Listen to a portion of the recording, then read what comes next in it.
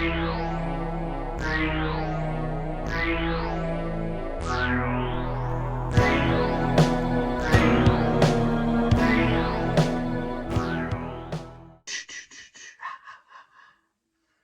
I'm just kidding. It's me. Welcome back to Sledgehammer Horror, guys. Love the mask.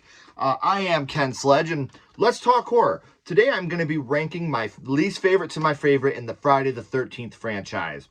I am releasing this on Friday the 13th, so if you're watching it on the release date, happy Friday the 13th to you. Hope everybody has a very safe Friday the 13th. Now, let's get started at number 12. I don't think this is going to be any surprise to anybody, but coming in at number 12, we have Friday the 13th, Part 8, Jason Takes Manhattan. Now, I know you've heard this 1,000 times, but this movie should have just been called Jason Takes a Boat Trip and ends up in Manhattan for a couple minutes. It has a very annoying cast, a very weak final girl. I'm not into the whole her seeing Jason the whole time as a kid and all the premonitions. Now, I am going to say some things about these movies that I do like as well, even the ones at the bottom. Now, Jason Takes Manhattan has some cool deaths. The boxing scene is great. Getting the head punched off. I personally am a big fan of the sauna rock death, even though a lot of people talk shit about that death. I actually enjoy that death a lot. I think it looks cool. It's a lot of fun. But this movie, there's a lot more bad than good. Jason teleports everywhere, and it's really annoying. And then the sewer floods with toxic waste, and it kills Jason. I've heard people bitch about a lot of things when it comes to Jason, but in this movie, Jason has a little kid voice, and he talks.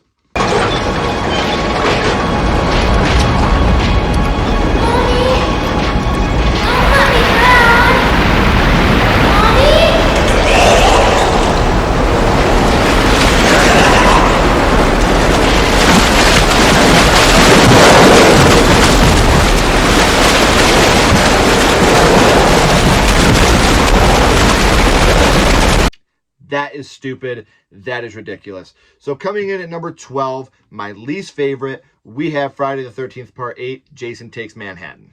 Coming in at number 11, which may be an unpopular choice because I've heard a lot of people really, really enjoy this movie. I do not. It is Friday the 13th, 10, Jason X. Now, okay, look, this movie's fun.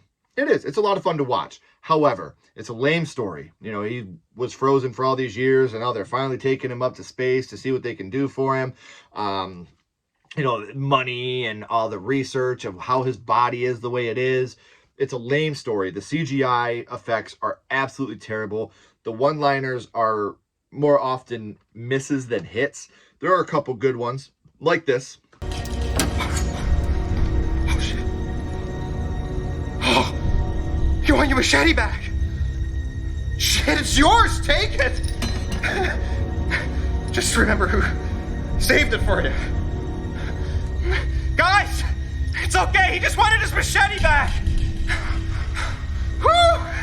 But besides that, it's, you have the kill where he puts her head in the liquid nitrogen and then smashes it. I get it. That's cool. Then we got the kill where he bashes the girls in the hologram, where he's bashing them together in the sleeping bags.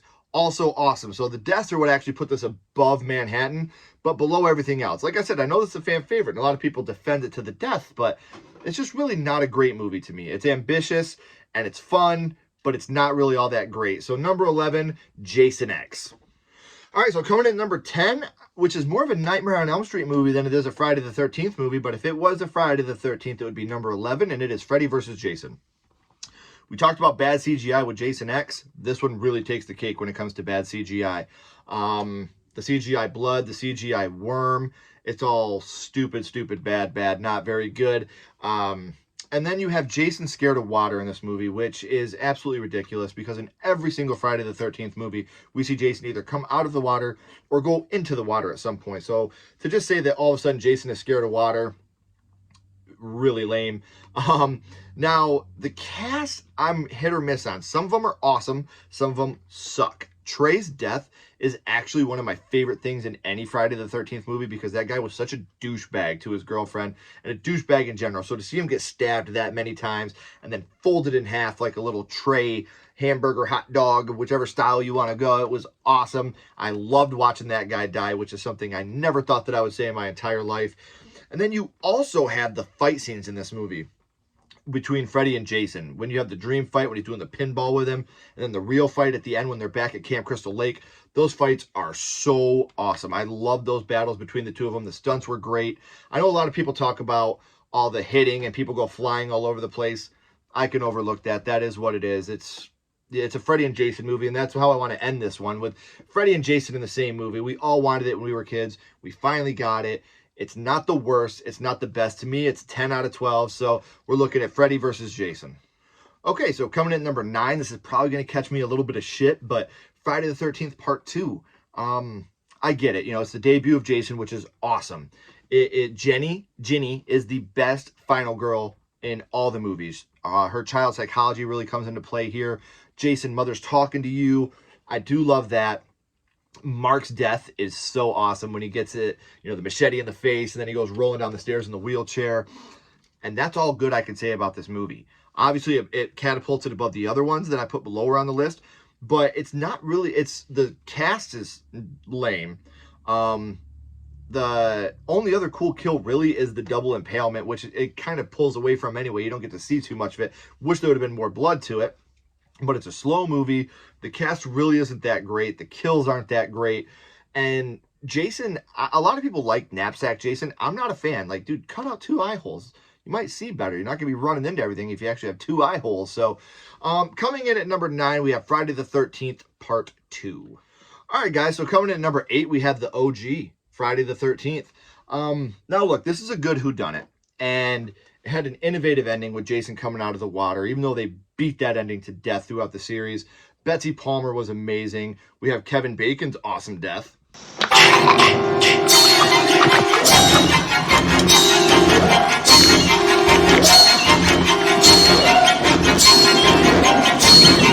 But besides that, there's really not too much to like in this movie. There's mediocre acting. It moves really slow. It has the lamest kills. And look, now I get it. Because it's a whodunit, you can't have the best kills. A lot of the kills are off screen or below the camera because we can't know who the killer is. So I do understand it. But that does play a big part in this to me, because that's what I look for in these slasher films, is the quality of the kills. And they're just not there in this film. Very forgettable cast except for Kevin Bacon. The worst final girl, I think, in the whole series, which I'm sorry. I love Friday the 13th, and I love what it started. But to me, I love Jason Voorhees. I love his kills. I love everything about him. That's why I think this movie's so low to me. Mrs. Voorhees, Pamela Voorhees, is terrifying. She's fucking scary. But I think that Jason is where it's at. So coming in at number 8, we have OG Friday the 13th.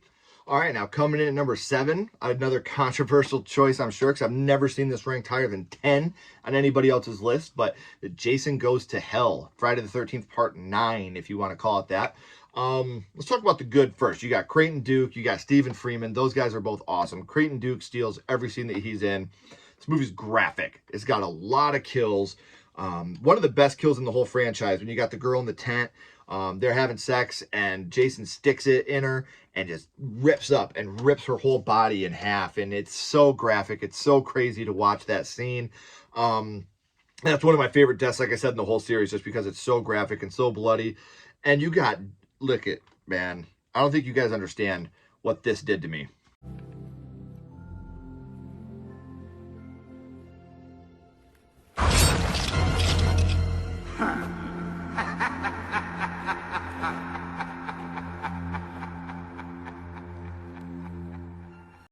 When I was a kid, I talked about that scene for months and months and months. And then 10 years later, I finally got Freddy vs. Jason. But to see Freddy's glove in a Jason movie completely blew my mind as a child. So maybe the reason this is so high is because of the nostalgia. Because let's talk about some of the bad. At the beginning of the movie, you have all these FBI agents get into Camp Crystal Lake and just rip Jason apart.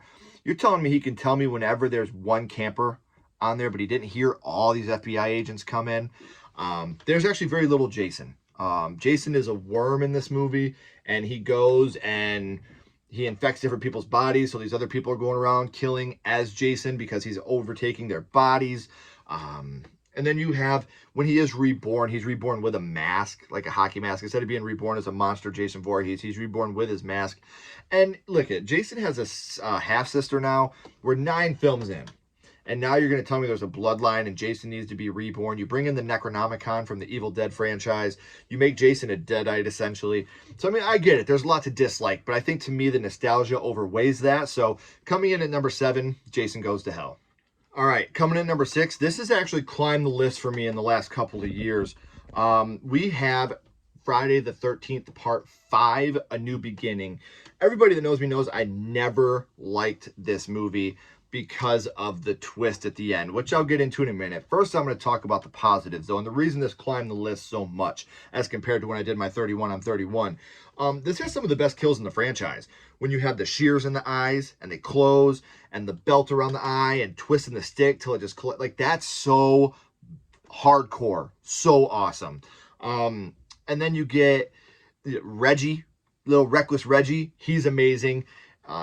You also have those damn enchiladas. Oh, some damn enchiladas. Oh. You gonna be all right? Oh.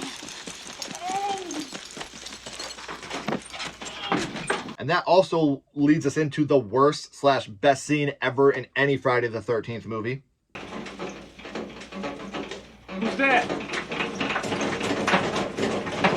Stop it!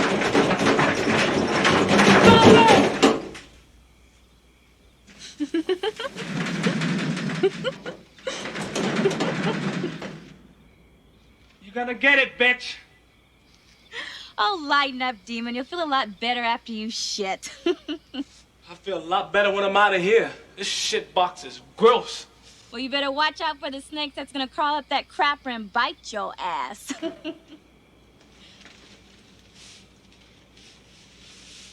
Ooh, baby. Hey, baby. Hey, baby. Ooh, baby. Ooh, baby. Ooh, baby. Ooh, baby. Ooh, baby. Hey, baby. Hey, baby. Ooh, baby. Ooh, baby. Ooh, baby. Ooh, baby. Ooh, baby. Ooh. Now, here's the thing. Roy Burns. Let's talk about some negatives here for a second. I talked about, Roy Burns is, the whole concept to me is just mind-blowing because it doesn't make any sense. He didn't associate himself with his son because when he seen his son dead, nobody knew that was his kid. And yet it made him so crazy that he's going off on a killing spree and framing Jason for it. And you don't even have him telling you this. It's all told by newspaper clippings at the end. Now, if you had Roy Burns like, hey, I'm Roy Burns, and the reason I'm doing this is, I'd at least understand then. But it's more of a Scooby-Doo thing here, Oh, it was Roy Burns under the mask. And that makes zero sense to me. The guy that directed this started off in porn, and you can totally tell. I'm not big on the nudity thing. And there's way too much nudity in this movie. So that's another negative to me that brings it down a little bit. Now, people complain Roy Burns, it's not a Jason movie. This is all a Jason movie up until the very end. You find out it's Roy Burns at the end, but up until then, the kills, the way that Roy Burns is as Jason, it is Jason Voorhees up until it's not, if that makes any sense. So it shot up my list with a bullet. Number 6, A New Beginning. All right, guys, we are in the top 5 now. Coming in at number 5, we have Friday the 13th, Part 7, A New Blood. Tina vs. Jason in this movie is so awesome. You have pretty much Carrie versus Jason, essentially, is what it boils down to. And she's a psychic, and she beats the hell out of Jason. And while we're on that subject, Kane Hodder, this was his first role as Jason. And you can tell that he's a stuntman because watching this movie, he gets the shit beat out of him. And it's awesome. Now, those are major positives. The sleeping bag kill, I've talked about some of my favorite kills. I think the sleeping bag has to be my favorite.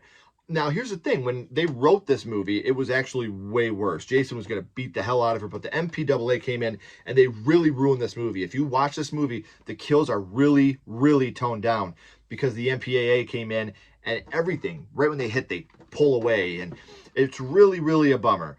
The only cool kill that you can really see is the sleeping bag, which is super awesome. Then the party horn in the eye. But even then, right when you hear the boop, it cuts away right away, which is such a bummer. But you also have in this movie the worst ending of any Friday the 13th. That's what brought it down to a 5, to be honest with you. she summons her dad up from the lake and he pulls Jason back down. Like, it's terrible. I don't want to get too much into this ending because I'll talk about it all night. I want to end this with Dr. Cruz is the worst character in the Friday the 13th franchise. He's one of those guys that you really actually root for Jason against, which doesn't happen very often, but we're rooting for Jason against Dr. Cruz. So coming in at number 5, Friday the 13th Part 7, A New Blood. All right, guys, coming in at number 4, we have Friday the 13th Part 6, Jason Lives. Jason in this movie becomes a monster. This is where he becomes zombified. Tommy Jarvis, they accidentally bring Jason back from the dead. He's now Franken Jason. It is awesome. Watching the paintball guys die just because they're so chauvinistic and so stupid, and they're only in the movie to die. Now, another great thing I love about this movie is it doesn't take itself too serious. This movie has a lot of fun with itself. It's almost meta, which is really cool. And there's no nudity in this movie, which, yes, a Friday the 13th with no nudity.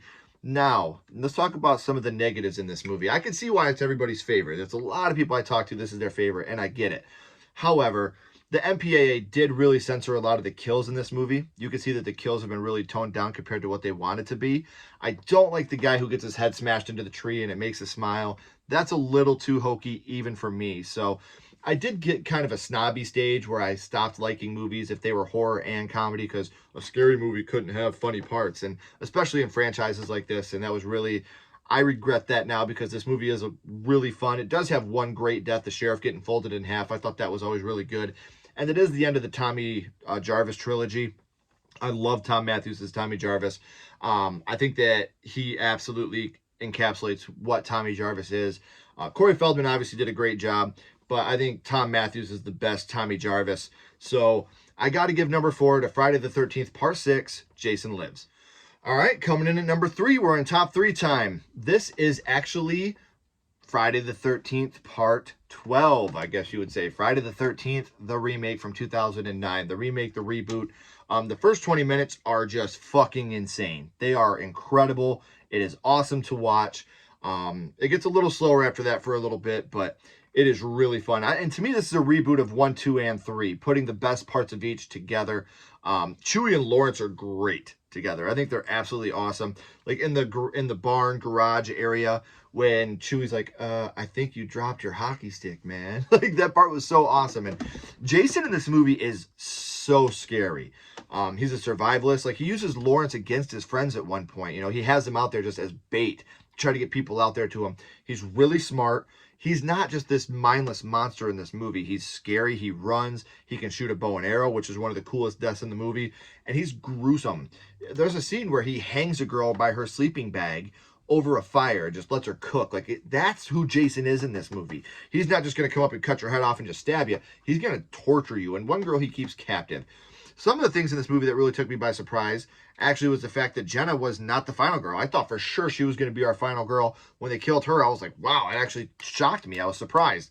I really did not like a lot of the characters in this movie. Trent is one of the biggest douchebags in the movie. The sex scene, obviously, you know how I feel about nudity. And the sex scene in this movie, just even the way he talks to her during it is just so over the top. No guy talks to a girl like that when they're fucking. And if he does, he doesn't deserve to be sleeping with any women because he's a fucking douchebag tool. So there are negatives to this movie, sure.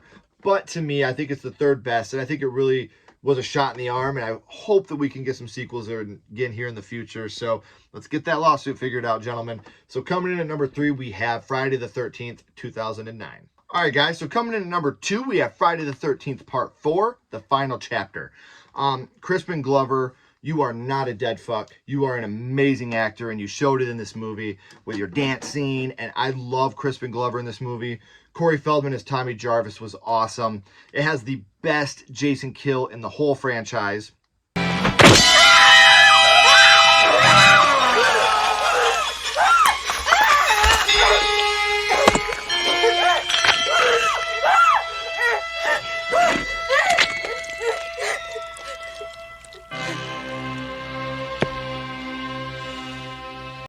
You also had the harpoon scene in the crotch, Double Bettina getting thrown out the window onto the car, which was awesome.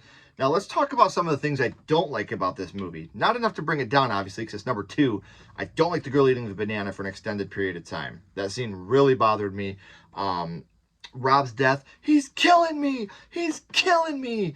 When Axel's making out with the girl in the morgue and Jason's hand touched him, he's like, oh, Jesus, God, Jesus, Lord, Jesus. There's a lot of this movie that was overacted. And I think that's the big thing that brings it down to me. But again, it didn't bring it down too much because it comes in at number 2. And this is such a great movie. Again, part 4 and part 6 are usually the ones that people talk about as their favorites, and I can absolutely see why. So coming in at number 2 for me, the almost perfect Friday the 13th film, part 4, the final chapter. All right, guys, so that brings us to number 1. And by process of elimination, I'm sure you guessed what it is. Friday the 13th 3D. Another unpopular choice, I know, but hear me out. Shelley is the best fool in the whole franchise. He's amazing. He's where Jason gets his mask. And when you first see Jason with his mask, he also has one of the most badass kills in the whole franchise. Hey, I dropped your wallet. I'm sorry. I got it. Who are you?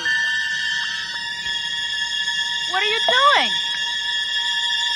Hey, now cut that out right now. That's not funny.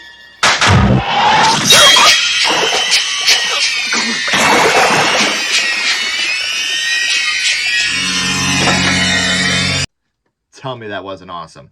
Now you also have the death on Andy with the handstand. So that's 2 deaths in this movie that are completely amazing. Jason gets his mask, like I said. That's an absolute pivotal part of this movie. I can't express to you what that means to us as horror fans, because without it, who knows if Jason would have even taken off to be the Friday the 13th franchise that we know today.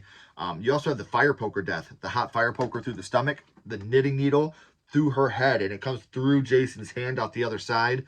Now listen, Rick's paper mache head, everybody talks about it. I get it, man. We didn't have Tom Savini on this. If we did, holy shit. But yeah, that death looks terrible. And the overdone 3D. Again, look, guys, when you were back in the 80s in the movie theater with these bad boys on, that had to have been awesome. And I would have loved to have seen this movie in 3D with the old red and blue Zombie Ate My Neighbor 3D glasses. But unfortunately, it doesn't hold up. I get it. But you got to move past that because it's part of the film. And it's an essential part of the film for what they were trying to do at the time. You know, the yo-yo, passing the joint. I get it. It sucks. They're coming right at the camera. But when you get rid of that, this film is so much fun. I think the third act is the best third act in any Friday the 13th film. Jason's face when he's looking at her and he's got the axe mark on his head and he's bleeding and he runs out of the house. I love this movie. It's always been my favorite. So, number 1, we have Friday the 13th 3D. Thank you guys so much for watching. I just recently hit 500 subscribers. We have merchandise. You can check that all out down here. Please check out our interviews that we do for My First Horror Movie if you guys haven't seen them.